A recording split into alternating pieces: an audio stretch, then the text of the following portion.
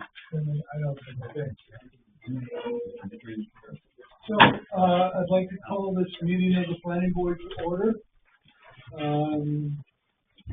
We have 1, 2, 3, 4, 5 members present, so we have a quorum, and we are all voting members.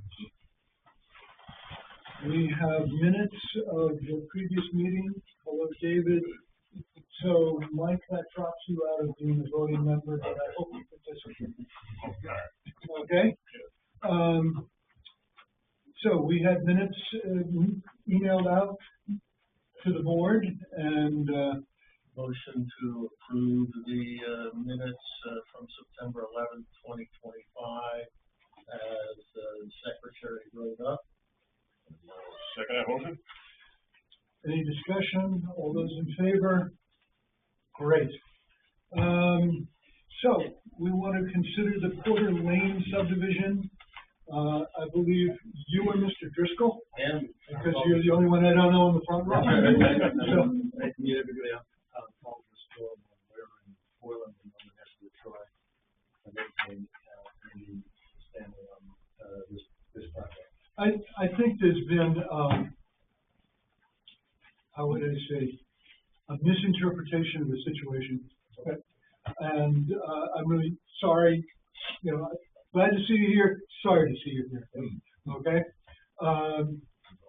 Because what the misinterpretation is over the fact that at the very end of the process of granting or not granting a subdivision permit, the subdivision was changed by the applicant. And we need paperwork. Yes. We need a map. We need a description. We need to know what's going on. All of a sudden, we didn't know what was going on. This is the last meeting you're playing? Yeah, that was very shocking to me. Very shocking. So, we not provided with that map? A changed map. We needed a changed map. We didn't get a new map. In what respect?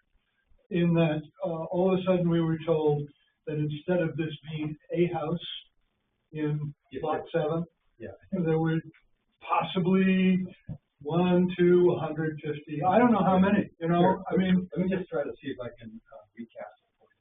So, in basic land use law, is that in municipal bodies, some are engaged in legislative stuff and that is enacting ordinances, and others are engaged in business and applying them to the facts of the different cases. So the town of Baldwin is a town meeting town, and so the ordinances are adopted by a town meeting, and this is a copy that we all have, and those are the sole standards by which subdivisions are reviewed. Okay? And that's the law that everybody lives by. Okay? So if you can look in vain throughout the subdivision ordinance for anything that says that there's a one residence per lot restriction. So there's where you're leading us astray. Right there. And I'm really upset about it. Because what you're saying is you can put as many houses as you want on any lot. No, right? That's So totally why can't we know what the applicant wants to do? What's the problem? Because the ordinance establishes the grounds on which the planning board considered and reviewed. Because otherwise, people would just make up standards. There's nothing in here that says that in this ordinance, which is binding on everyone, including him and you guys, it says there has to be a restriction of 1 residence per lot. Now, do you know why we put that restriction in? There's a really good reason that you won't disagree with. I bet you I will. You probably will, but you shouldn't. And the reason is that that's what your client told us. Yep. Not correct. Well, when I was in 2nd grade, I had to write out a 1, couple, 2. I mean, I learned that distinction. I get it, sir. But the point is, look, you try to see, and again, you can use your computer to look at it, or you can look at it yourself. There's nothing in the application anywhere that says that there's a one resident per lot restriction. Full stop. Have you looked at the tapes? I have. And Okay. has your client ever said he was gonna build a house? He did. Yeah, And- a house, Uh-huh. a house. But it's A house. all under the standards that apply for, community, so, So you're saying that an applicant can come in here and the map doesn't matter, he can Wrong. just submit what he feels like? totally wrong. That's not what- That's what I'm hearing. So maybe I'm halfway in between. I think that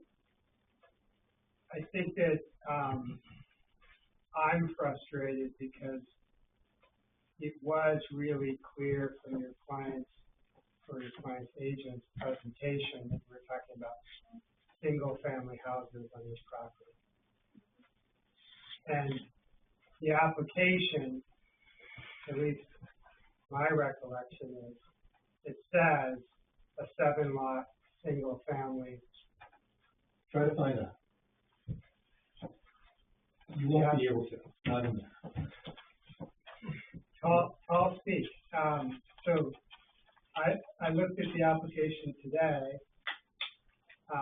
It may have been the original application. I don't know which one. There was a couple revisions. We can certainly look through. Do you have all the applications that were submitted? I reviewed everything in the hearing. For tonight, I have a copy of the ordinance that applies to everyone. I have, the 11 conditions that were proposed, and there was an objection to one. And a copy of my note, related to cases that I did, the Zaffi case, that's in the Major Supreme Court, that deals with this kind of issue. Maine law's finest, but we're dealing with this here. So, I think everybody in the room will agree with you that there's nothing in the land use ordinance or the subdivision ordinance that limits to one dwelling unit per buildable lot. That's not the point. That is not what the planning board is standing on. We go back a little bit. All of the neighbors and all of the people on the planning board that were on the sidewalk and that participated in the review process were under the belief and impression that there was going to be one home per lot. We're not saying we ever saw it in writing. We're not saying that it's in the subdivision ordinance. It was what we thought was an understanding. And if any of the neighbors here don't support that or don't recall that, then, please correct me. But I remember my own personal surprise when that condition that we put in there was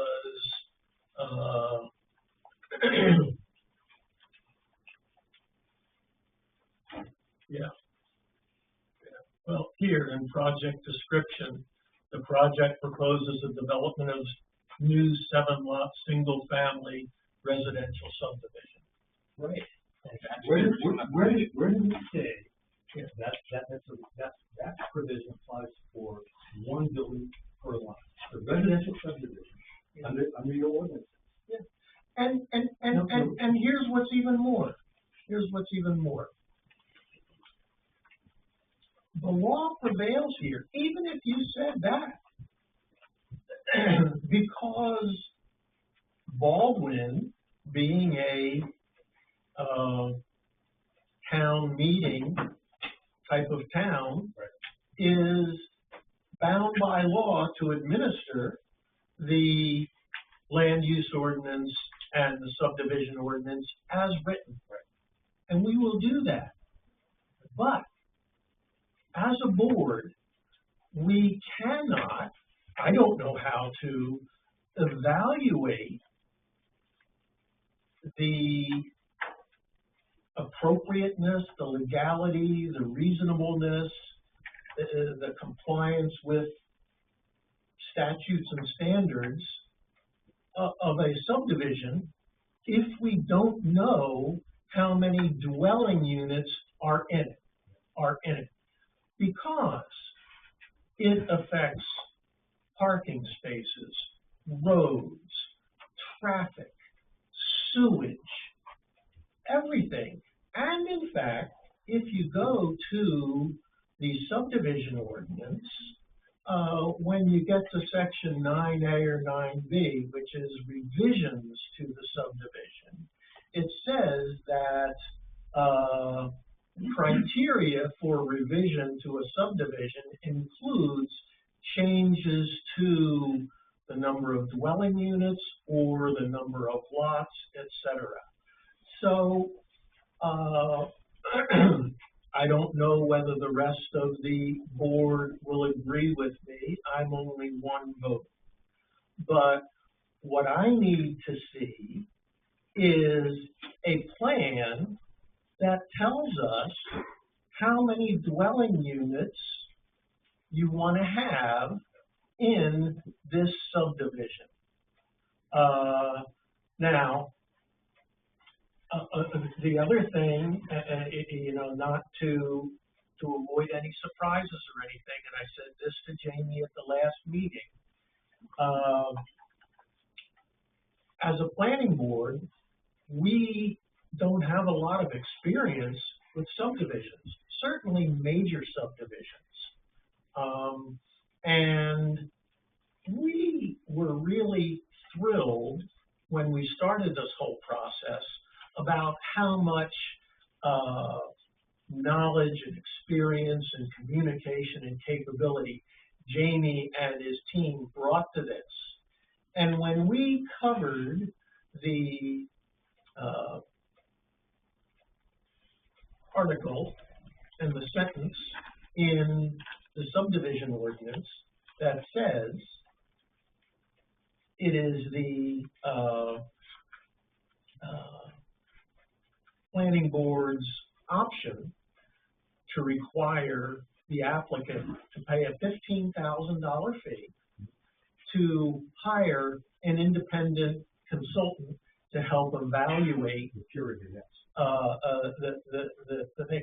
And we held that in abeyance, okay, because we agreed that, for now we would rely on what Jamie was providing. And at this point, where, the number of dwelling units is in question, and there's the possibility of more. Personally, I am getting out of my comfort zone. I'm long out of my knowledge zone, but I'm getting out of my comfort zone in terms of evaluating the subdivision, and feel it would be my recommendation that the town of Baldwin and the planning board retain that independent counsel. Just a couple of responses. What's pending is an application for land subdivision, right? And it's to divide this property into those lots as proposed. And that plan complies with this ordinance to the letter. Okay? When there's going to be development of construction or anything that's going to take place down there, there's an entire other level of review that is fully separate and apart from the planning board. Okay? So if there's a lot here, there are zoning, minimum lot size, density, impervious area, setbacks, matters of that nature. Okay? Those are applications made to the building for building permits.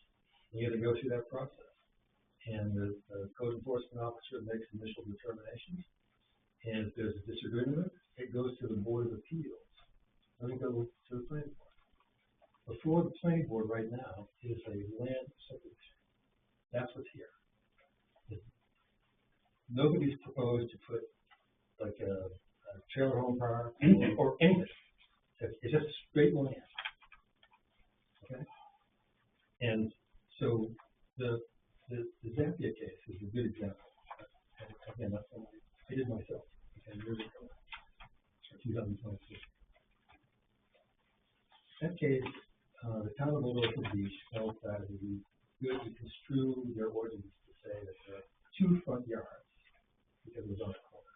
And we're going to apply setbacks, and we lost at the planning board, lost the Board of Appeals, lost in Superior Court, and then went to the Maine Supreme Court, and we got these rulings, which I've cited to you in a letter that says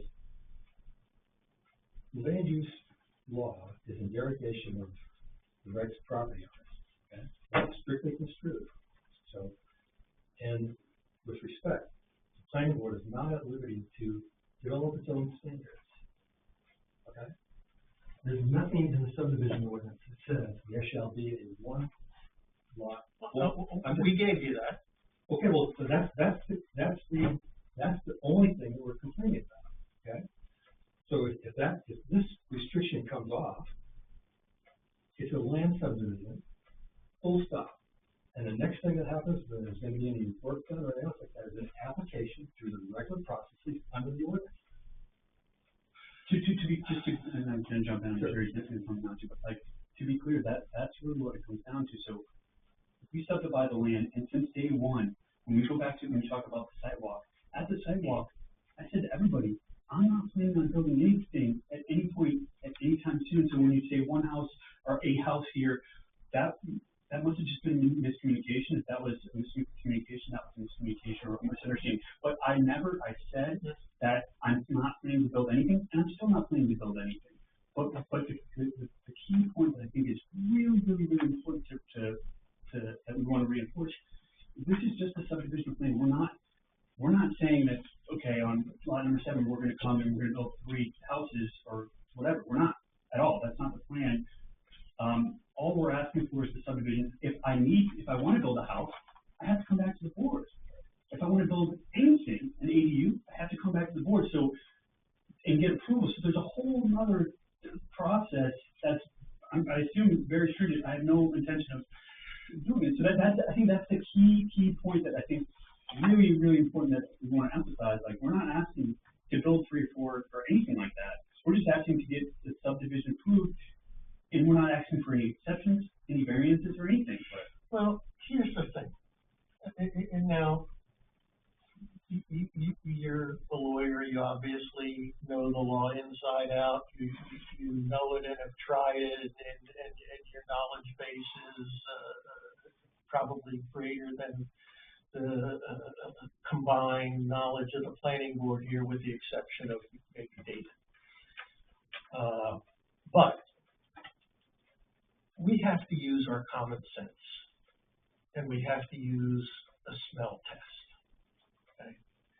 Now, on one hand, we could have a subdivision with 7 houses or 7 dwelling units. Or 7 lots. Or 7 lots. On the other hand, we could have a subdivision with 21 or 28 dwelling units. Now, frankly,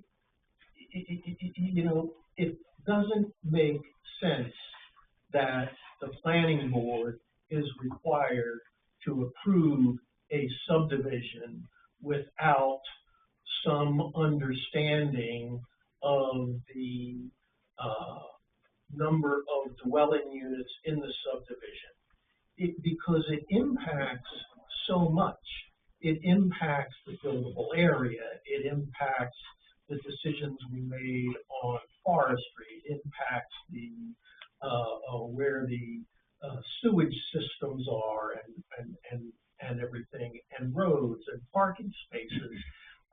And, you know, the neighbors and the planning board went through an almost 6-month process under the impression that it was one dwelling unit per lot. And now, we're being told to, and I agree that the law doesn't support the condition of one per lot. But Joe just showed you the basis for our understanding of it being one dwelling unit or one home per lot. And I can't, I'm not comfortable approving a subdivision when, you know, we don't, when everything we've built our decisions on is changed. Let's jump in for 1 second. I'm going to go back to what I presented on September 11th.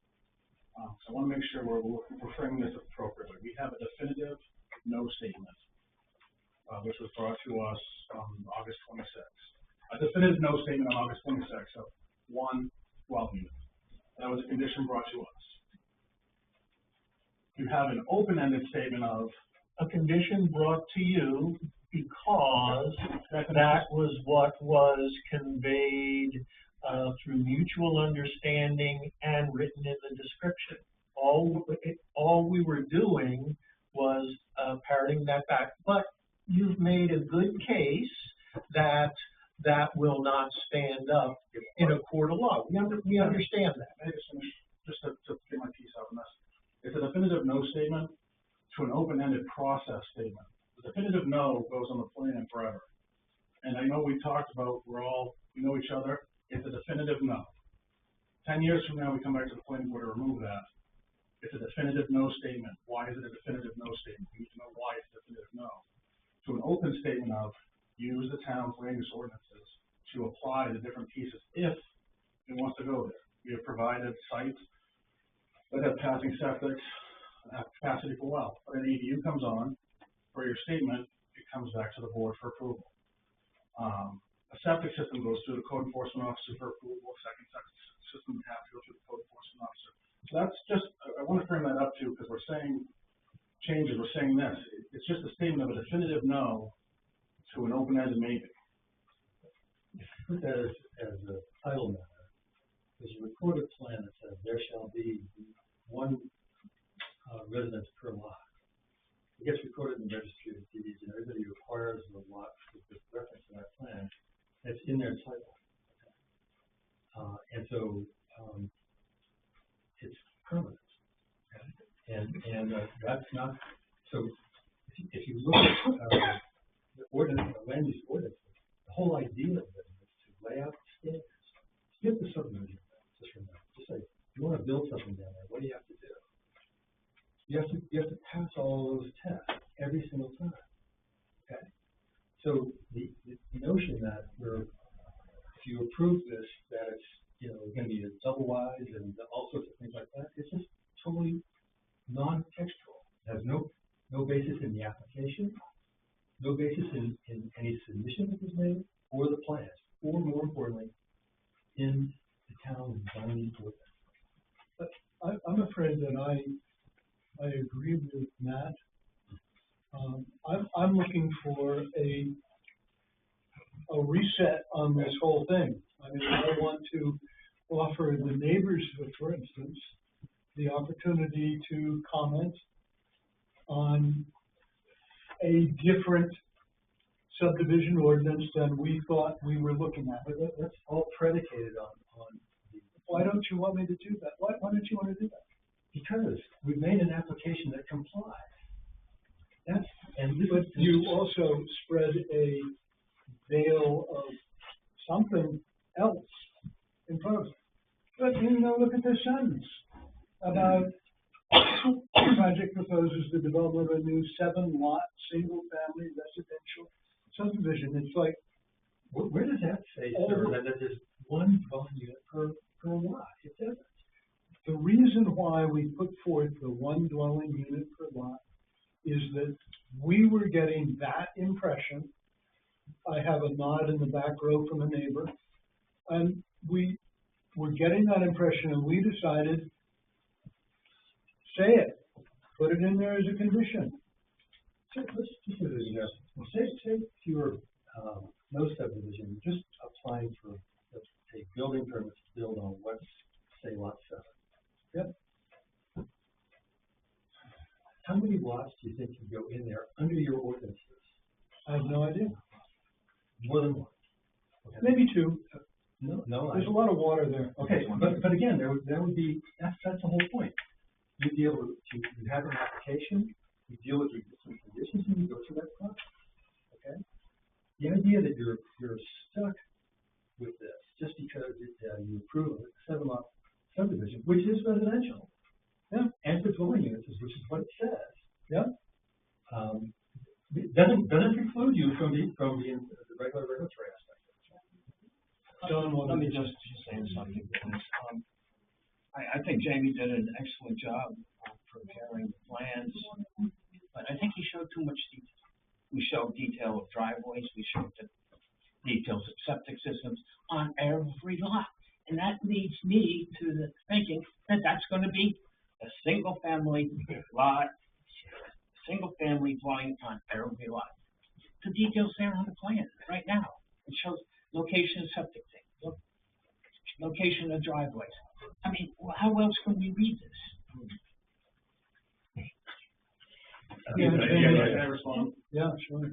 The driveways was at a direct meeting, I can pull the tape. Show 'em. You show Or I asked driveways. by David to show driveways to the lot. You show them, and they're shown I on the was plan. asked to show them on the plan.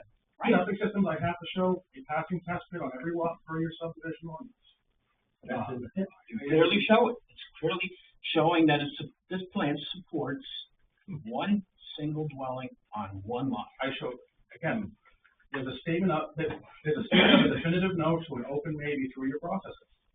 Why wasn't this brought up before, that you want to put more than one house on the lot?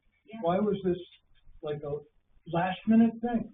I don't It understand. wasn't a last minute thing, it was something that you guys brought up as we've been waiting for you.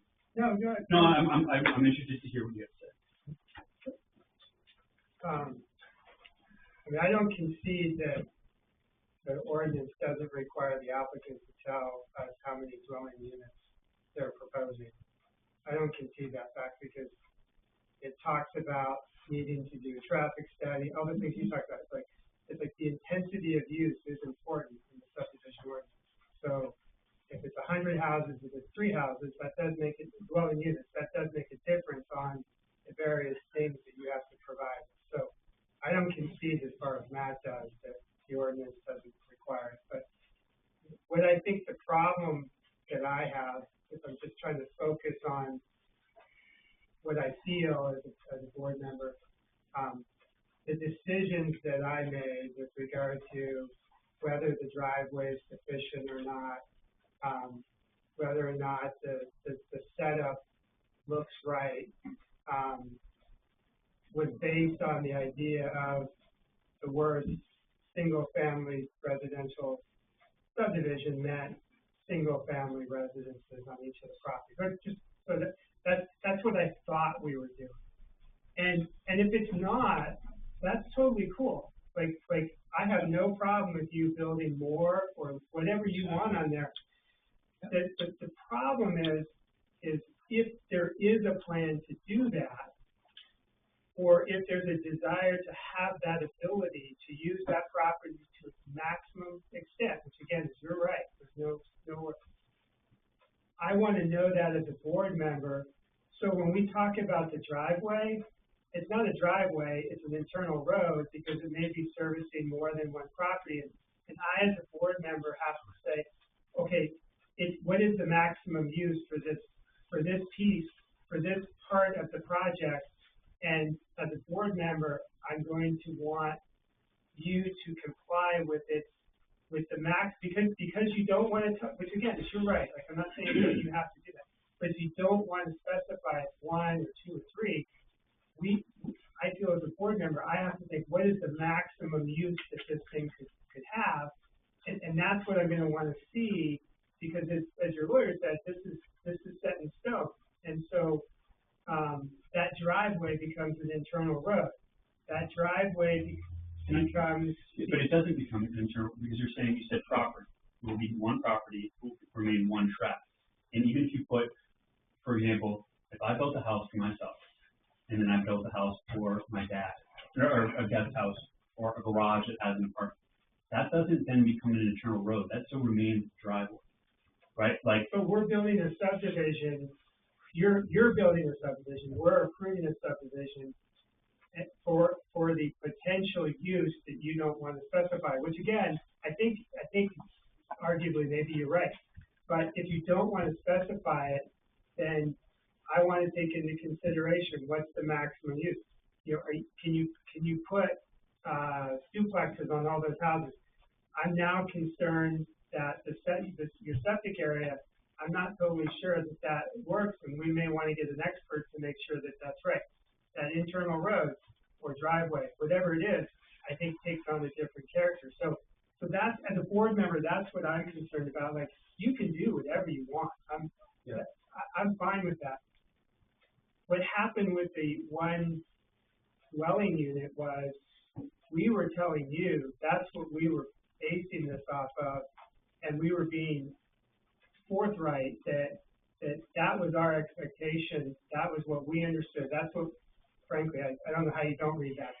You're the 7-lot single-family residence dwelling, residential subdivision. I don't know how you read that any other way than one family per lot.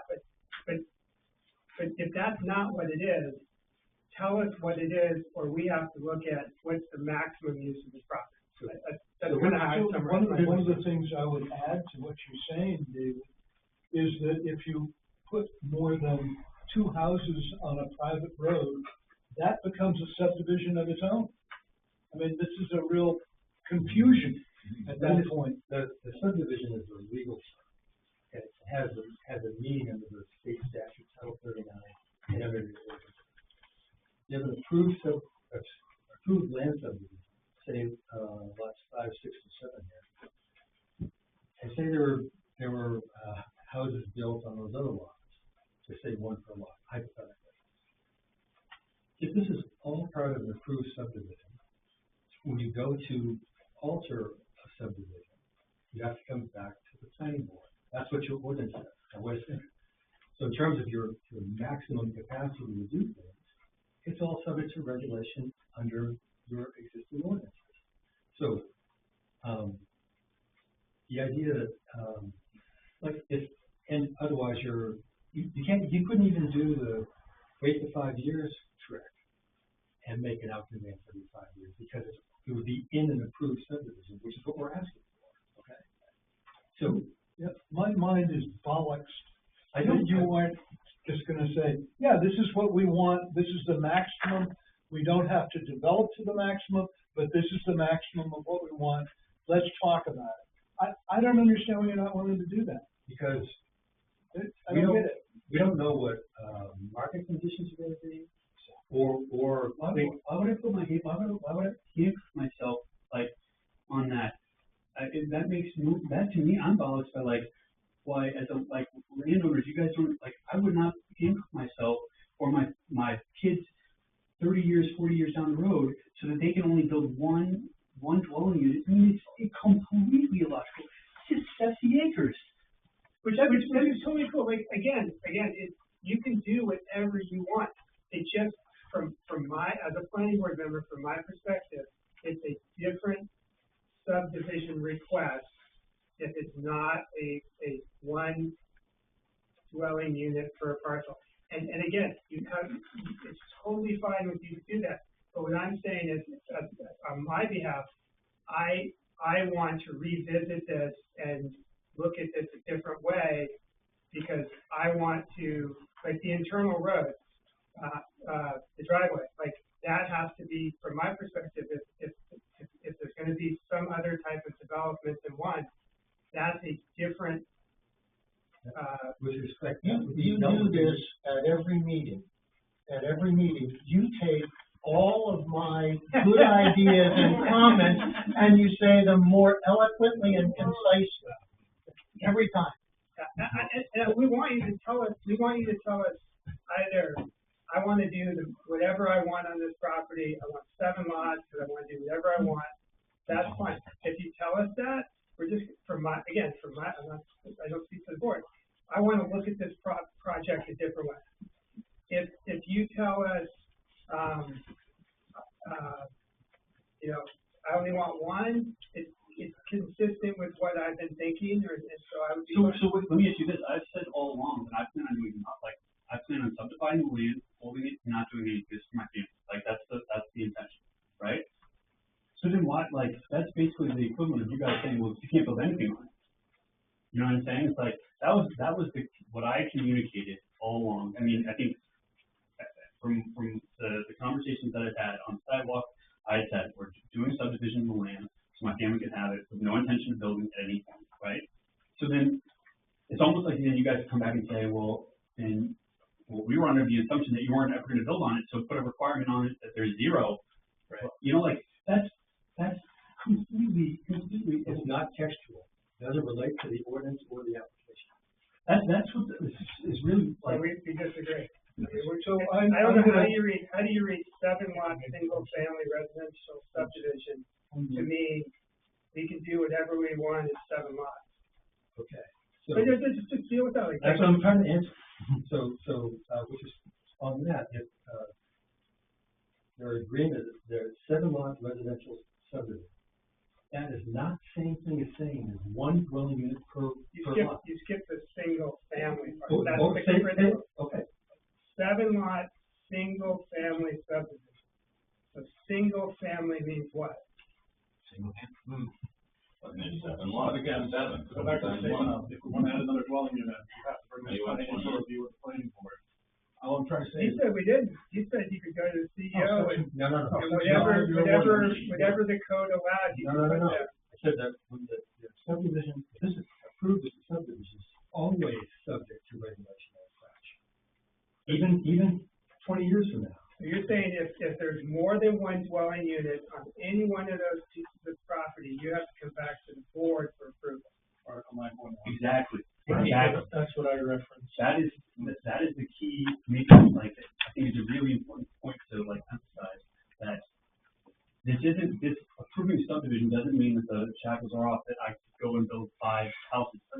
You know, the interesting thing, Anthony, when I read, I couldn't find anywhere in the subdivision ordinance that, in all the requirements for the preliminary plan and for the final plan, I couldn't find anywhere that said it has to state how many dwelling units there will be. But when you get to the revisions, it says if there is any change in the subdivision to the dwelling units or the lots, it comes back, which implies, by definition, that you have some kind of understanding of how many dwelling units there may be in the subdivision plan. Now, I know what you're going to say, because we've gotten to the point in this where we're all repeating ourselves. But I really want you to understand one thing.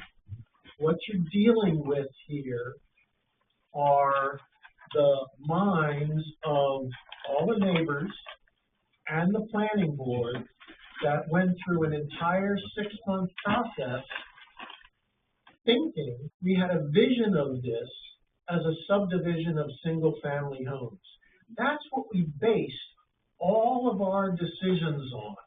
And now it is really uncomfortable to think that we're being asked to approve a subdivision where that important basis for analysis is completely wiped away, okay, completely changed. And I know that you can make a case that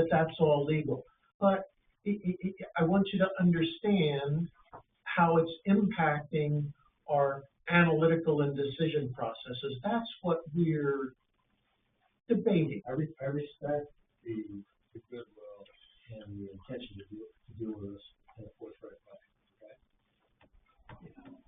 No one's attributing any ill motive to anyone. Yeah. All I'm trying to say is that the ordinances mean what they say. And if we're gonna be making a change to, if this gets approved as a 7-lot subdivision, and we're gonna put additional dwelling units on lots, we just can't do that, you know? I mean, this is crystal clear, that's the point that the gentleman just made. And that's really this thing. Well, I have a motion to make, at which point, when the chair says that we can, but I'm just gonna turn it back to Joe right now to Well, see I've got one what he wants person, to do. I got two people who want to talk first. He's been hanging on for a long time, member of the public, normally don't allow after the public hearing, but I think we're there. Okay, Okay, thank you. Yeah. We reside at 95 Pigeonbrook Road, directly across the street from lots 3, 4, and 5. And we've been present at not only the site walk, but all but one planning board meeting. I even spoke with Andy personally in my front yard prior to him even purchasing the land. And in his defense, his story has not changed from that discussion, from that first discussion. It was always going to be a family subdivision. I get the impression that, I don't see it as a 7-lot subdivision with 4 ADUs on every piece. I don't see it that way. His story has not changed from day one. Okay. Prior to him even purchasing the land. Thank you. David. So if you acknowledge that more than one dwelling unit on any lot would require a revision to the subdivision plan, could we solve this by putting a condition in that says,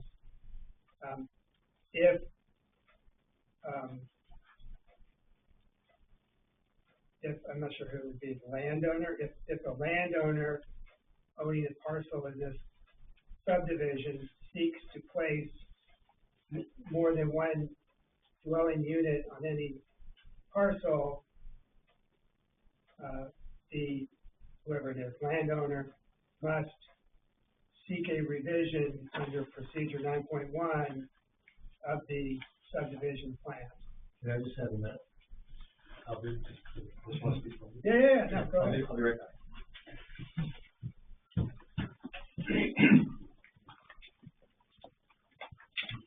I don't think we should take any.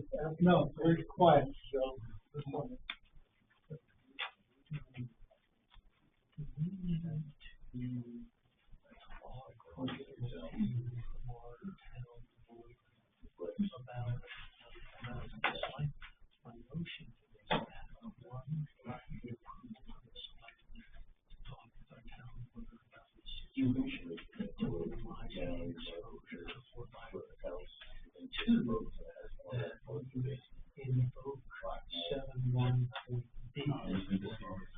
Which is $15,000 more than the Yeah. so,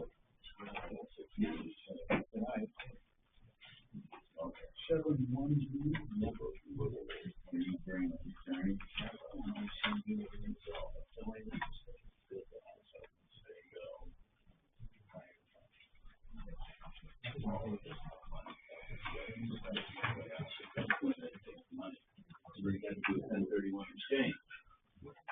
Anybody know about 1031 exchange? No.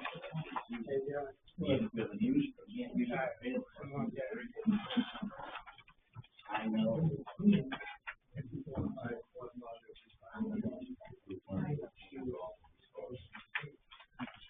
About 10 years ago. We'll put your motion somehow. Because I think that at this point we need some guidance. Yeah, I agree. I actually think that we need to check with our lawyer, then we need to get some guidance, and then we should go through the public hearing.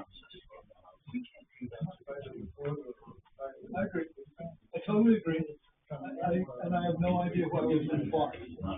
What's that? Why anybody disagrees. I have no idea.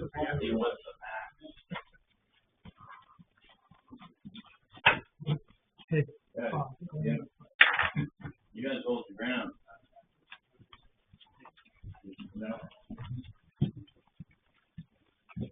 Did we meet out in the woods one day, maybe 5 years ago? Yeah, probably me with a chainsaw or a gun. Yeah. Yeah. No, I don't think you had a chainsaw or a gun. Good. You know, but Probably a handshake. a handshake. We did. Yes. Yes. Yeah, Yeah. I thought I recognized you. yeah, that's it. Yep. Next to the Warrens. Great. Yeah, nice to meet you. Okay, where are we? We have, do you want to make a statement? No, just had an opportunity. Are we? I was just gonna say, I mean, I proposed, but I think might be a compromise, but They went out and consulted, and I want to give them the opportunity to tell us what happened. But, we're unwilling to agree to a restriction on the property that does not exist in the subdivision ordinance. That's just it. And the reason being is because I don't know who's gonna be on board in 10 years from now, 20 years from now. I assume most of you may not, right? I don't know, maybe you will, maybe, you know. But then I'm starting from scratch, and then my kids or I'm gonna have to do something, and to me, that, all we're asking for is to play by the rules. That's it. We're not asking for an exception. We've spent time and resources, and James been to a dozen meetings, and you guys have been great to work with, and I'm really perplexed as well. Why this? I don't know. I'm surprised that we're at this point and disappointed, because from day one, we've done everything exactly by the book and invested time, money, resources. I mean, Josiah, the first conversation I had when I was under contract, you said, hey, we don't do a lot of subdivisions, and I wanted to invest the money to make sure I did it the right way, and we know every inch of that property, upside down, left, right, you know, we did it the right way. And then when there was confusion on the last meeting, or like disagreement, you know, that's why I brought in Paul, because like, okay, hopefully he can articulate from a legal perspective, you know, where we stand. I know you guys have to look at this in a particular way. I'm not going to do anything with this land. There's no intention to build or anything, but I don't want to handcuff myself. I just don't want to handcuff myself. It doesn't make sense for my family. It doesn't make sense. It's not logical. And I honestly don't think that anybody across the table would agree to it either. It doesn't make sense. Why would you handcuff your property for future use? It's not logical. So, David, you had something you wanted to say? No? I mean, other than, I think we should, reevaluate the application based on the maximum use of the property. Unfortunately, I'm not happy to, I have a question. I have a motion. You know, technically, we are post-public comment. Oh, okay. And so I'm trying to move this along and do this. Matt? I would like to ask, first, as part of the motion, I would like to ask the selectmen here, Dale and Jim, the planning board would like to pose this topic or question to the town lawyer, just to make sure that we don't do something that causes the town any risk exposure or liability. We've already got one lawsuit pending based on what happened here. I don't want to participate in another. That's going to be the first part of my motion. The second part, and when I'm done, David's going to restate this for me in the proper language. The second part is that what he said, we need to reset and reevaluate. And this is not in any, well, it's just because the independent consulting at this point in time. And I think that we should invoke Article 7(1)(b), where the applicant pays a fee of $15,000 to be deposited in a special account designated for that subdivision application to be used by the board for hiring independent consulting services to review the application. And no doubt we will get through that, and it will support what you're saying, but we need the ability and the expertise to evaluate this in a different context, because whether it was right or wrong, the whole town evaluated this in one perspective. And now, as you pointed out, that's not supported by the ordinances. So I'm very sensitive to the needs of the public. That's what the planning board is here for. We're not here for ourselves. We're here for the people of Baldwin. And I think we're going to, we need this independent consulting services review, and we're going to have to go through another public hearing. The planning board, you know, will be vilified for, you know, I can just see in Facebook on the community website, look, the planning board approved a subdivision in Baldwin, and it could have up to 28 homes on it. You know, I know you think that's ridiculous, but You can only have 28 homes on it if we're allowed under your ordinance. But I'm digressing. The point is, I believe we need to check with town's legal counsel, and we need some independent consulting.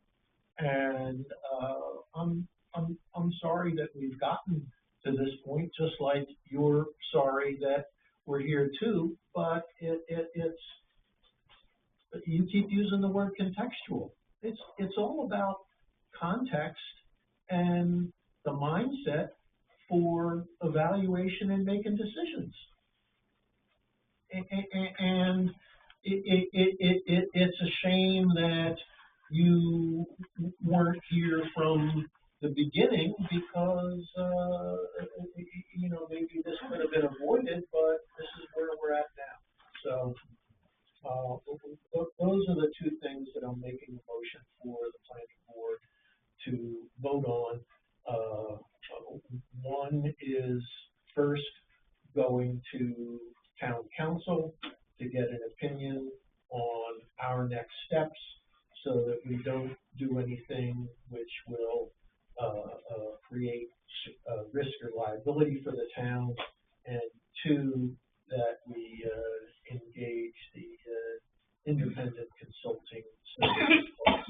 So can I ask Don to read this back, so we be sure? There's been a lot said, and I'd like There's to been know. a lot said, and I took some quick shorthand there, so to speak. So we'll work our way through. But anyhow, what I have is a two-point motion here. First point is we ask the selectmen for the permission to talk to our lawyer to talk about possible risk exposure. That's number one. The second part was, as we suggest, a reset and reevaluation. In order to do that, we would require an independent consultant.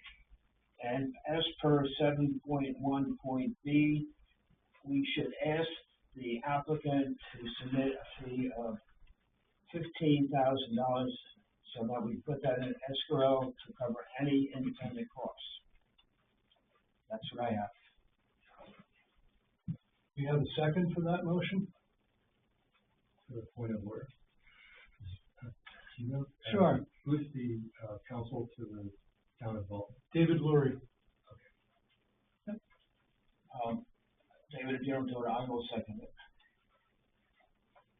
Okay, is there any discussion? Can we do findings of fact before we vote on the motion? Sure. So I have 3 findings of fact that I'd like to address that are, if necessary, or helpful to the motion. The first one is that through statements by the applicant, both written and verbal, the planning board was led to believe that the subdivision was limited to 1 dwelling unit per parcel. That the planning board's consideration to date of the plan was based on that belief, and that the number of dwelling units in the plan impact multiple factors of the board's consideration, such as traffic, sewage, and the internal road/driveway of the plan. So we have a motion that those be our findings of fact. Right. And we need a second to that motion. A second motion. Okay, we've got a second. Any discussion on that? All those in favor of those findings of fact? All right. So then we're back to the first motion. So in terms of discussion, I would say based on those findings of fact, I think that the motion is appropriate because the work that we've done today and our willingness to waive the $15,000 fee was predicated on a misunderstanding of this application based on the applicant's written and verbal statements, and that I think we should pass this motion for that reason. Oh, and you come home with me, and I have some things I want you to talk about. Trying to be super transparent about what I'm Sure, sure. No, thank you very much. Anything else anybody wants to say on the dual motion? Okay. All those in favor, please. Thank you. So that's it for today for the Porter Lane subdivision. So how are we going to communicate with the applicant in terms of, so how are we going to communicate with our lawyer? First off? So we going to do that, we're going to ask them to attend a meeting as a lawyer, we're going to do that via email, like what's that process look like? I think the applicant is fair for them to kind of understand what's going on. Well, I would prefer if you got a hold of David Lord and asked him how he would like to handle that. I know he was trying to. Yeah, no, David, well known. I just don't know if he travels. I don't know either. That's why I was asking you to talk to him to find out how he'd like to do it. David, he will if he has to. Yeah. He's willing to, he's coming up Monday. That's another. Oh, okay, great. I haven't talked to him in a couple of years. Yeah. I've had some health issues. So I prefer to do it in person, a meeting, and have the applicant here if they want. I agree. We can certainly go into what do we call it, executive session if it's appropriate. I don't know that well. We have never gone into Yeah. executive session to my knowledge. So I'll ask David to try to be here next meeting, and then we'll let the applicant know if that's going to happen, so then you'll have the opportunity. You can reach out to me or to Jamie. Okay, of course. And then at that point, we'll pose the question to the lawyer and figure out whether we go forward. Do we want to tell the applicant that the $15,000 and all that is suspended until we talk to the lawyer? I was going to try to speed things along as best we can. I mean, I don't know how the applicant feels about this, but if we are curious about sewage disposal problems, and we could start now with hiring somebody to look into groundwater problems there in the area. We won't be doing anything until we get to $15,000. Okay. All right, we just leave it up to the applicant whether or not they. Yep. So just to be clear, you're saying that you're not gonna have a discussion with the attorney about this until the next meeting, is that right? The problem with the board is that we act in public meetings. We can't act outside of the public meeting, so. You're taking a meeting, public action tonight to engage this attorney. So go ahead.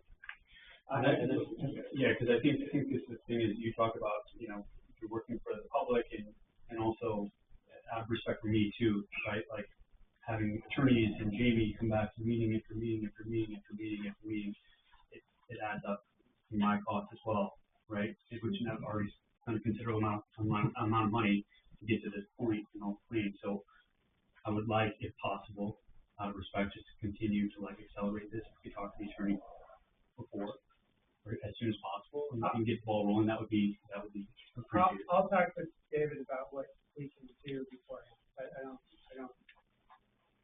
I usually take the stance that we only act in meetings of the board and we don't act individually. It's hard to call a special meeting of the board because we have to do it so far ahead of time. And we are a volunteer board. I mean, I'm here second and fourth Thursdays of the month, week in, week out, month in, month out, year in, year out, 30 years so far. And, you know, it's difficult to call out people on an off week. I've got plans. I fill in my Thursdays. So I'll reach out and I'll let y'all know what I think the expectation is we're hoping to have David here next week. Next meeting, yes. Next meeting. I think that's more likely than what we do. Just someone let me know once they've made contact with me, so that. Sure. Okay, and then I'll call them. Yeah, sure. All right, I just wanted to get that secured before they run. Okay, yes, thank you, David. So we've got an understanding of where we're going and how we're going there. Okay. That took a while. Not bad. Julia. Hi, how are you? I'm tired, how are you? Past my bedtime. Yeah. So why you're here is that we need some more paperwork on it. And the sooner we get it, the better. I mean, we want to be paperworked up before we come to your place. And, you know, we're due soon, right? Yeah. So it would be nice to have copies. You apparently, I am told, have copies of an agreement with the signed by selectmen. Quacker one. And wake her up. She's the one who has agreements with the selectmen that you can build on those lots or divide out those lots or something. I have all the deeds. I have all the deeds that show rights of way, easements, etc. And then I also have a letter from, it was the Steves and Graff to Glen Haynes. Okay, so Steves and Graff were the town attorneys. Yeah, and they actually specified that, yes, it was a buildable lot because of the way the road frontage would be, because of the right. So we need a copy. Away. We need a copy. Yep. I have one here. We need a copy. Okay. 6 copies would be wonderful. Wait a minute. I have some class. And I think something was mentioned in our last meeting about the road driveway changes to where your house and shop are, and we sort of need an overview of what the road looks like with the placement of the shop. That's all that's in the map right in the conditional use permit. The road, the driveways on the conditional use permit map, everything. It's all in there. Yeah. Oh, there it is. There it is. Thank you, Sean. What I've got here is a layout of the shop and the house. Oh, okay. the house. Those are and then field, The driveway, the street the turn. driveway is just like a third of a moon here, Right. okay. And then Ed and I also have offered that if it's necessary, that we will take a corner of the piece of property that we have that's right across the road from this lot here, that's right in here. Okay, And we're just gonna turn around and for emergency if needed. okay, okay, I can get you a copy of it, I need to keep that on. okay, well, I can't read it and talk and, But you just asked for it. yeah. No, we're gonna need that for- We just need the, For the file. Correct. you know, to see it, because alleging it doesn't work for me. Well, that's why I pulled it out. Yeah, thank you. You can make me a copy. And both the properties that we've actually combined, both have the same deeded right of way down to Women Road, but one's Women Road, not Broad. So we're going to, I understand there are problems there. I've studiously avoided trying to understand what the problems were. And, If anybody could figure out what the bottom line is, well, I have my ideas, but anyway. you refer here to a survey. Yes, it's actually in process right now. Oh, it's in process? Yeah. Okay. Yep, he was up there for 2 weekends in a row, and. Yeah, Do we just you have waited any for the- idea when you'll be done? I told him we needed it by October 9th, Okay, okay, by the public hearing. And he said he didn't feel that was a problem. okay, And I also have a copy of the deed verifying it's a 60-foot wide right of way. okay, great. I've got a pretty thick Well, I file don't- here. Just to be clear, I'm not sure that's for Weeman Road, or if that's for a deeded right of way that goes out the backside of another lot. I don't know. Okay, it looked like it to me the way I read Yeah, so that's something, I So mean, you I have have, to sit there and draw when it goes through every deed, I have to draw and figure it all out, so. so you feel you have the documentation for all this? Yeah. To get the road up to the house? Yeah. 60 And then feet that's- wide? 60 feet wide, no, I don't believe it, unless that really is stated that way. I believe it's considered a 2-rod road, so it would be 33 feet. Okay, 66. And we need, and according to the land use, we needed a 20-foot wide road so 2 cars can pass. so we need to read that communication from Dick Steve. That To was figure more, this that out. was discussing like the road frontage and stuff, because we could use it as road frontage. Yeah. And that road has also been abandoned, but it has to have a public right of way across it anyway, because there is a cemetery up there. Yeah, There's a cemetery up on the further side, our I other don't lot. pretend to know about abandoned roads and when they happen, it's just, no, But I don't anyway, pretend yeah. to know about that. Okay, and I guess, And actually, I've given him easements, there was easements given from so, butters and everything. we had, communications about your, I had email communication about your CUP, and I wanted to give you a copy of it. It's not a comment of approval on our part or endorsement, it's just a matter of that's what happened, and, when we get communicated with, we like to have everything out in the open, as I said to David earlier, I don't think we've ever had an executive session. Have you seen this? Fire watch? Yes. Yes, I have it. So that's really a CEO issue, to make sure this takes place when you get to go.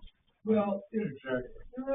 Sort of, you know, who knows, I don't know, but I think it is a CEO issue. yeah, it's not ours, I get that. Okay. Well, to me, that was a lot straightened out with us. So, The other,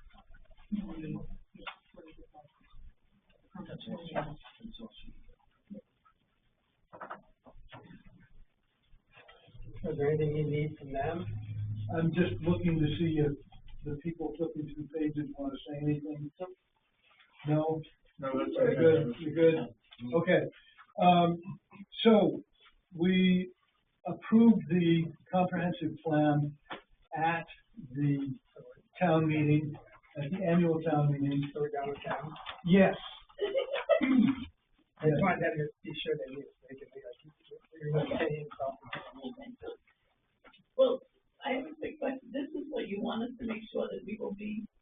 That, I'm telling you, that information came into us. I am not endorsing that information. Okay. I'm saying it came into us, and I'm handing it on to you. And CEO has a copy of that. Seems like that will be reviewed for the building commission Yeah, that is. or an occupancy. That's up to the CEO. I can tell you what Steve, Sanders said, which was something different because he's got a different view as the fire chief. His opinion was he wants to see you have a cement floor and have 8 inches to a foot of concrete coming up on the side. And that was it. He'd love to see it if you used steel 2x4s rather than, yeah. The shop can be Entirely metal. except for the concrete floor. Yeah, that's wonderful. That would please the fire chief. And that, It might be an office, the bathroom might be framed up or something, but it's off the side. it was just not something that really concerned him a lot. His hope was that a 10-foot circle around where welding is done be free of debris. That's the big one. That's common practice. Yeah, exactly. That's common practice. Yeah. Keep my most serious saying that's common practice. Yeah, you don't put all the newspapers in the file and then work on top of that now. Okay, good. Having more space, I'll be able to set things up so that it's Good. even better than what I got. And nobody made any comments about plasma cutting because none of us know anything about plasma cutting. Okay? And issues with Brett. I'm just gonna put on the table what is happening. I mean, I understand that he's been hounding the town. Who? My Mr. Neighbor. Oh, nobody has been hounding me, Okay. Okay. so, Just on there. you know, they're having me because they believe that building permits should not be finished. Okay. Well, yeah, I think we get that covered anyway. I think I'm not- okay, I'm not but worried that's about not, I don't believe the planning board is doing this. we love everybody loves us. Do you want copies of those? Don't laugh. Yeah. Remember the time last I mean, Yeah, So that's a copy. yeah, so the next thing, yes, we were gonna have Matt talk to us about the comprehensive plan. So it's a long site, I'm kind of blocked out, so I'll make it real brief. The comprehensive plan was approved at the, town meeting, or let's say it was adopted at the town meeting, by, the people who were in attendance. And, at the selectmen's meeting on Tuesday night, the selectmen approved getting 20 copies of the plan bound up. And it's being bound up as just the plan document itself in one binder, and then the appendices in another. So when that gets printed, we'll have copies for everybody on the planning board. And just a quick reminder that The comprehensive plan is not a zoning ordinance, nor is it a law of any kind. It's just an advisory document setting out the community's vision and goals for the future and strategies and tactics necessary to move the town in the direction of its goals. Comprehensive plan guides what can be done. It establishes the boundaries of possible land use regulations, ordinances, or programs, but it does not create any of them. The town does not have to act on the plan. Here's the key thing. The comprehensive plan is a legal basis for any land use regulations adopted by the town. What does that mean? It means proposed land use regulations should align with the comprehensive plan. So that's why we should all have a copy. And when we get them, we'll go through the goals and the strategies and the tactics, because one of the things that we did in the comprehensive plan process to make it more meaningful is we indicated who might be responsible for the particular tactics, whether it's the planning board, whether it's the selectmen, whether it's some kind of an independently appointed committee, something like that. So we'll walk through those to give us some kind of an idea of how we can leverage this roadmap for moving into the future. Thank you very much. Yes. I'd just like to acknowledge Matt's stewardship of that project, and he's not going to get the rock star standing ovation that he probably deserves. It's a thankless job, and I think he did a fantastic job getting it to the goal line. So I just wanted to say that. Thank you. We had some good folks on that committee. Don and Joe were on it, and we benefited a lot from Norm Blake with his 30 years of planning board experience and being on the previous comprehensive plan committee. So here we go. So the other thing I wanted to bring up was shoreline zoning ordinance. It got dropped through the cracks during my vacation from being chair of the planning board. Not exactly then, but during the handoff, one way or the other, somehow it got left out, and my fault, I'm sure. And What's the status of that now? so what's the status of that now? Last I knew, there was something about how we wanted Mike Morris to come in and explain us what he'd done, because we were not involved in it all. We don't know what was done. I've seen a copy of the map. Did you see it? We've seen a copy of the map and a copy of the change in the ordinance. Looks like most of the protected resource areas. So a discussion with We need to have some serious discussion about that. yeah. I don't know how to get a hold of Mike. Does anybody else? Information is right here. Thank you. Oh, it's on the end, back on the side. And we all have to learn how to say archipelago. There should be a map that goes with this. Yeah, the map's right there. Yeah. Yeah, the trouble is I got it on my computer screen for the town of Baldwin, I think, Yeah, It doesn't, I had to it's bring it. meaningless to me. I want to make this meaning. I want to take it seriously. Although one of the things that gets me is that for 2-3 months, nobody cared until Mariella brought it up. It didn't seem to matter as much as it did. I was prepared to talk about it, but I was waiting for the proper time to do that. So I have a lot of comments on it. Okay, I great. didn't want to be chair, so I was doing as little as possible. Okay, so we will see what we can do there. Is there any old business to come before? And any new business, Jennifer? Yes, How are you? I'm good. How are you? Great. I don't know who I should give this to, but. Me. Okay. My little word and a Sure. chicken scratchy drawing, like my place, like this is for you. I found some things, I hope that helps in our, deed.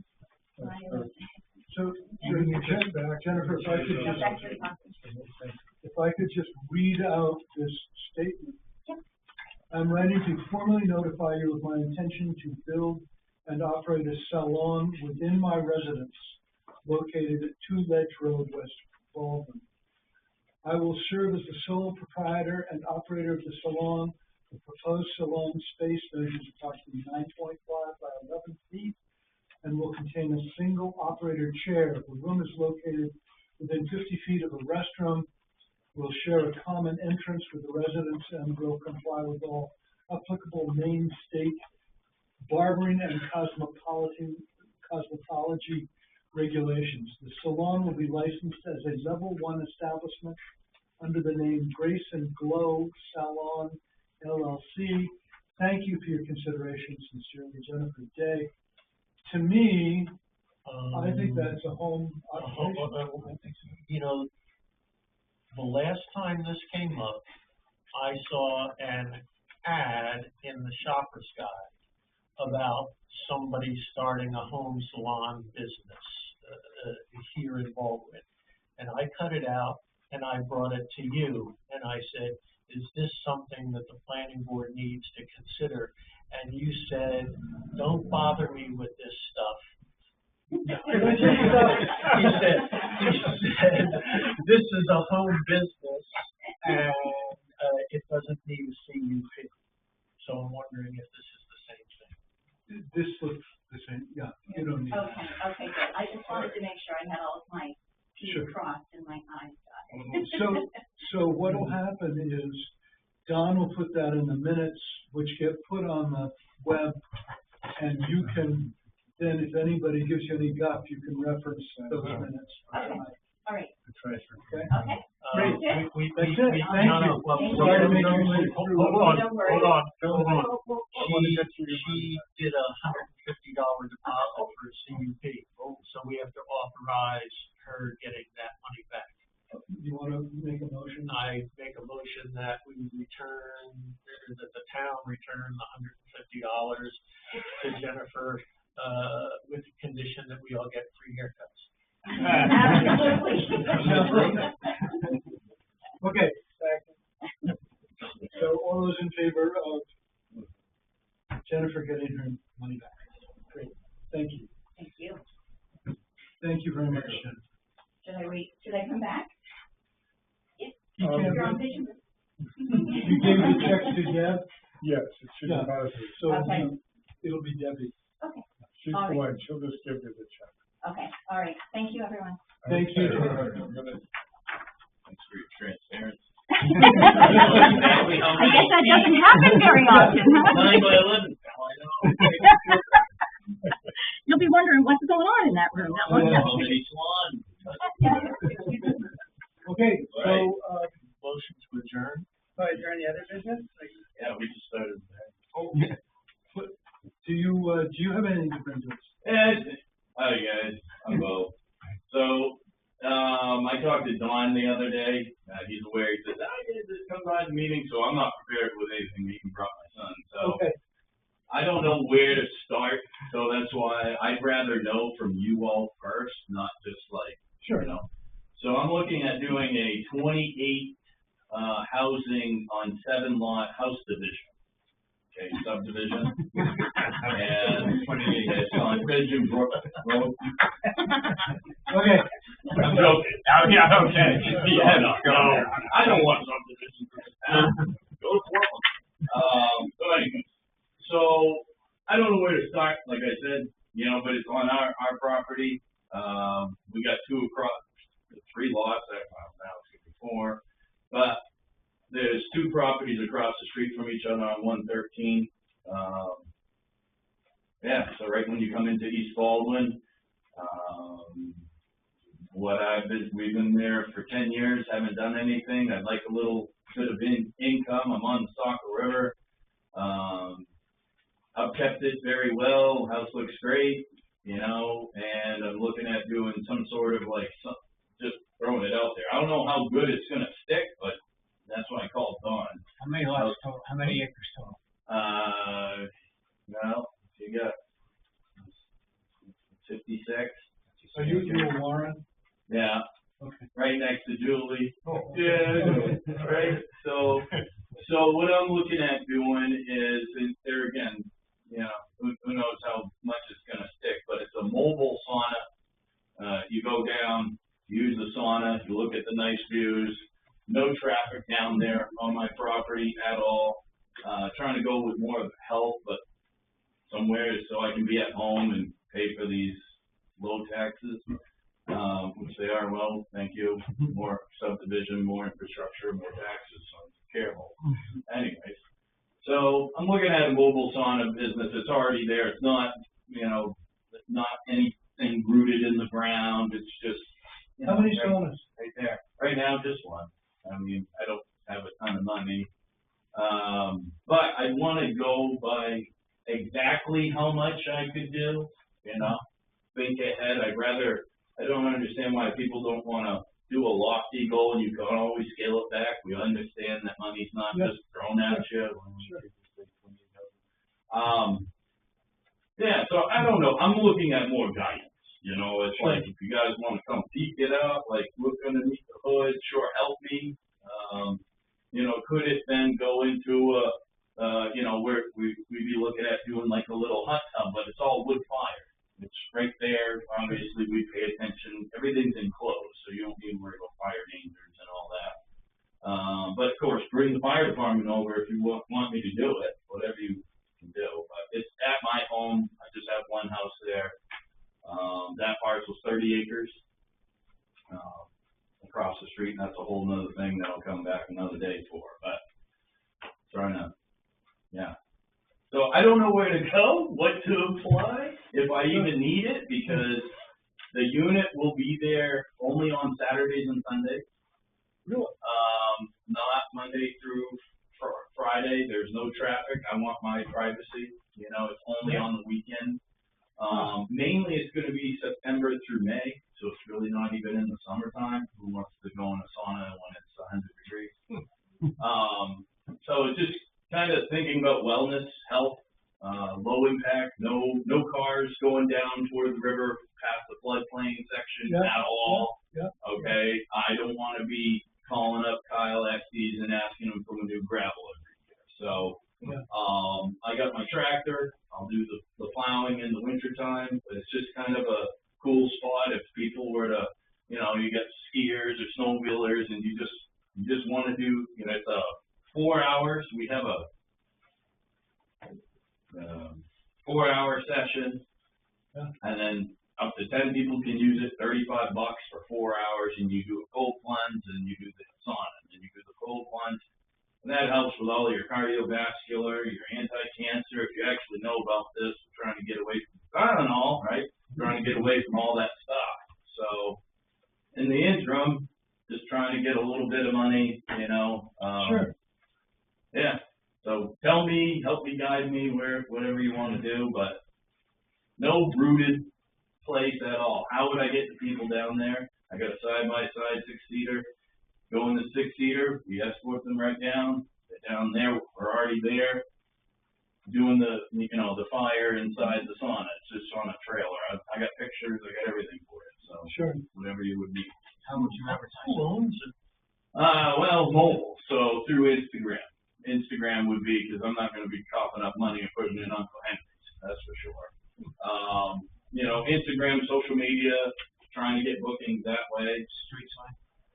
Oh, that's a good question. So I did say it to Dawn the other day. I said, you know, because it's about 2,500 feet away from Route 113 and no one can hear anything, my neighbors are jumping about it. Going, yeah, dude. Anyway, I would want something at the road, and I'd rather go with the permit. I mean, we were talking, Dawn, sorry to throw you on the bus, be like, yeah, go ahead, you know, do a trial, you know, figure it out. And I said, well, but then we both kind of said, let's just apply for a business permit anyway, so I can help guidance, because I want to make sure insurance liabilities are good, you know, and I wanna do it the right way. I don't wanna close up something that could be really good and beneficial to the community and everybody else. Unfortunately, things don't operate for free. I'm cutting my own wood, I'm doing everything on the site, and it's just E&I, so, you know, it's, that's about it. And how much wood does he cut? You got wood, then? No. We got plenty of it, so, yeah, just looking for more help, coming up with a good idea, and if it were to expand, I mean, that's the hope, who knows, maybe in the spring or something, there's I'm making this up as I go, I ask all you guys for all this, but like, you know, to get people there, you know, I get people in Portland, I'm originally from Portland back in the day, so I got band members, I got bands that I know that would love to come up and do like a little, you know. You wanna be the hot tub king of fall. Yeah, just try to do something, because there's nothing like that on the map, you know, and it's like, it would be nice to go to repurpose why I want this, and I'm kind of growing it as I go along, is because so many people are out there in those concrete jungles, right? And they're complaining, but yet they keep moving there, so they're complaining about the business. You know, they need something different. Well, out here, I don't want to exploit it, but I want them to realize, like, you need to slow it down. You need to show your kids about Mother Nature. You can't see a single house, can't see a single car. That's why I only want human beings. I'm responsible. I'm the caretaker. I'm the steward right now. It ain't gonna be my land. It's gonna be his. And that's about it. Okay, so. And if it's for your family, why don't you put it in a family land trust? And no matter what you approve, it'll be in the family land trust. Figure that one. I was gonna say that for the last week. Is this in the rural district? Why would you buy it in a family land trust, right? Maybe it's city. No, Maybe it's- it's I'd be village. rejected. Village commercial. Could be business. Well, if it's in the rural district, In the rural, I'm good for business. I know yeah, the that. conditional uses in the rural district include commercial outdoor recreation. And Yeah. the definition of commercial outdoor recreation sounds like it could Right. include something like this, so there should be some guidance in the land use ordinance for, how to evaluate this. Yeah, So what I wanted to say is tell you Yeah. about our process. exactly. Yeah, thank you. You come in, you give Don $150, Sounds good. and you get a blank one of these. It's a home business. Do I get them to? It's not. I don't think it's I don't think it's a home business. I don't think. Well, we can check to see if it meets the definition or not. But you fill this out, and this helps you define what you're going to do. Yeah, okay, thank you. And That's what I need. that's what's needed. Yeah. Then we talk to you about it, you produce Yeah. your deed, you produce a drawing of things like your road that you're gonna have that your, ATV is gonna go over, you know. Oh, yeah. You know, you're Maybe gonna a have, toilet, it would be nice, maybe, I would think, maybe there should be right, something, right, healthy. all of this, Oh, good, well, I need the number before. so, Low impact stuff, too. Thank you, I really need the help. And give me a call if you want help. Oh, sure, yeah. Don's great at this stuff. Yeah. So. No, this will be good. There again, once yeah, So you talk to us and we help you refine yeah, what your business is and what documents you need to prove that you own the land and thank you, yeah. all of that. That's That's what your I need help business. with. Yeah, And then we have a site walk, yeah, public, you gotta let the public in, sure. which is good because it's They advertising. come down anyway. Yeah. Right, And then we have a public hearing. Yeah. And then after the public hearing, we continue with deliberating and talking about Cool. the business and whether we give you a permit or not. Sounds good to me. I just needed your help, that's all. It's pretty straightforward. Yeah. The scary part is coming up with the money, you know, to run the business. That's the responsibility to do it. Yeah, Nothing's free. right. So it's pretty straightforward. Yeah. And, Something kind of neat for the area, you know? Nothing like bells and whistles. we try to keep the signage size down, Oh, yeah, I would, you know, feet or less. Yep. You know, with a 20, thank you, 20 square feet or less. You tell me, yeah. Signage on each side, lettering on each side. Yeah. So it takes about a month and a half, 2 months to go through the process. Perfect time. That's fine. And the week we have it over. Yeah, I know. I don't know. So if I could support sort of what you and Don were talking about. Yeah. If you kind of start your business ahead of time, Yeah. because it sounds mobile and you could change things around. If what you arranged didn't work, you kind of get a free pass for a little while. Yeah. Because we catch up with you. Yeah. You know, at some point. Yeah. And so if you're confident that that you're going to get the permit. Yeah, I'm very confident. Then, I want to do it the way that. Try to see what you can do. Is there a test to see if there's business out there? Is there? I don't know. This is Baldwin. Baldwin's. All right. It's not so, but that's the thing is, we just don't have it. We don't have enough of them. I've been involved in a number of businesses in Baldwin that kind of just the only thing. And who knows? That's the thing about trying something. It's okay. You learn from it. It's only the contractors get rich. They're the only ones. Yeah, I know. This one's low impact. It's pretty easy. There's no pollutants. There's nothing. Yeah. There's no propane. There's no. Yep. No, it's great. Liability insurance. Yeah. Very important for you. Yeah, and I'm in that world, so 20 years financial advisor. So I get all the insurances and all that. So I got an umbrella policy as well. Great. I got an LLC. Great. I got you. I want to do that stuff before the physical thing. That's what I want to do this first. Is this? I mean, are you buying this unit or building it or? No, it's already done. It's already built, bought, ready to go. Here we go. And you can transport it anywhere. You can transport it like an RV that you store on a all trailer. season. So you take a trailer, you hook it up to the back of the pickup truck, and it's got the whole sauna is built in. It's all cedar inside. You got a nice wood stove inside, windows. So when you're inside, you look at the windows and you look at the nice peaceful water. And then you go outside, and if the ice isn't frozen, I mean, it's up to you. You can walk down to the river and take a cold dip, and you go back into the sauna. That's what you want. Hot and cold and hot. It's good for your body. So this isn't something that you're leasing or calling somebody to deliver when you have an appointment for it or anything like that. This is all in-house. Already been there. Yep. Yeah. It had already been going over, and we have a town of Biddeford Pool, Fortune's Rocks. So they allow it to happen every other weekend. So that's fine over there. But kind of want a place that's stagnant, not just looking at somewhere where you don't live. You want it where you live, and I get this beautiful natural resource. You do? It's at my home, so it's not like I want to corrupt that or lose our, passion. But there's so many people and so many kids that they're not being taught real education. Like take a moment with your family and to be able to just relax and then take a walk because you got 4 hours. You're gonna look at birds. You're gonna see the migration from over Steep Falls Wildlife Sanctuary. Think about that. They don't know boundaries, right? But I get them all. It's all right there.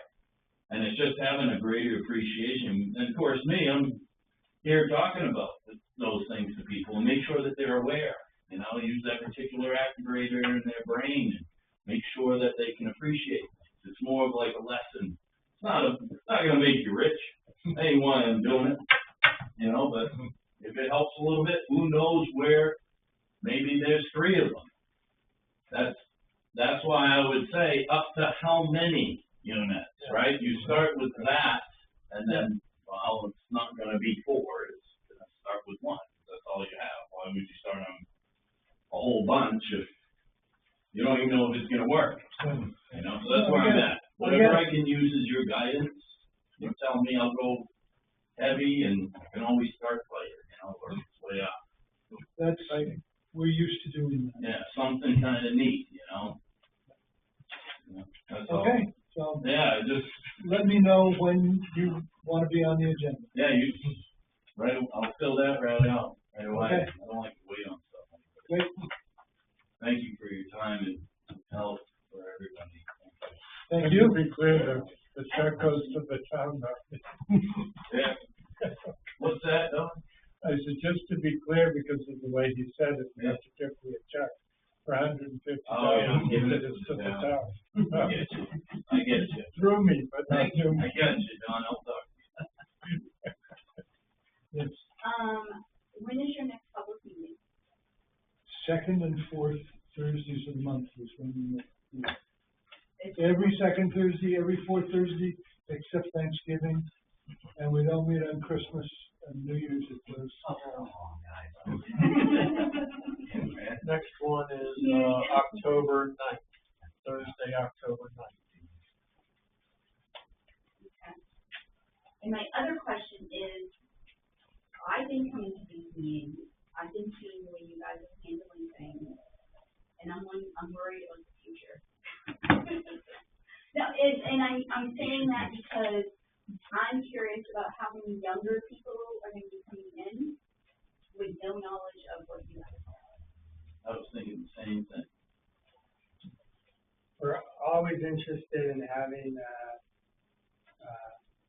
people who are less than 50 years old, participate in the process, and, it's usually somebody drops off the board every year or two. And if there are willing participants, like people may drop, may give their place so the younger people can have a chance. That's our biggest problem is our lack of what do you call it when you the next Turnover, but there's a point called a plan.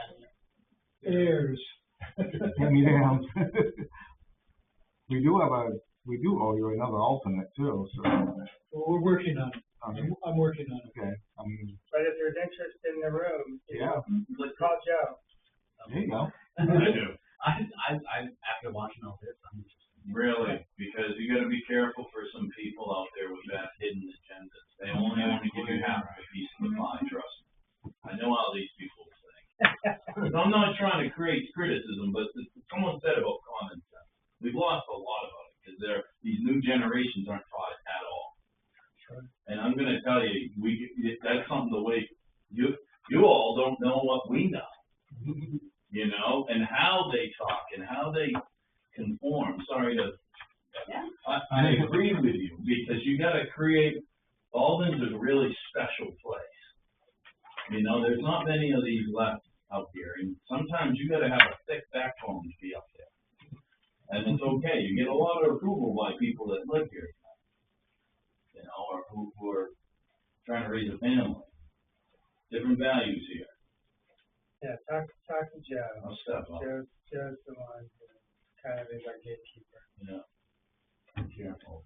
Yes, Question, correct me if I'm wrong, if you're reassessing the subdivision, does that make it open to the public for questions at the next meeting? I will make a place for that, yes.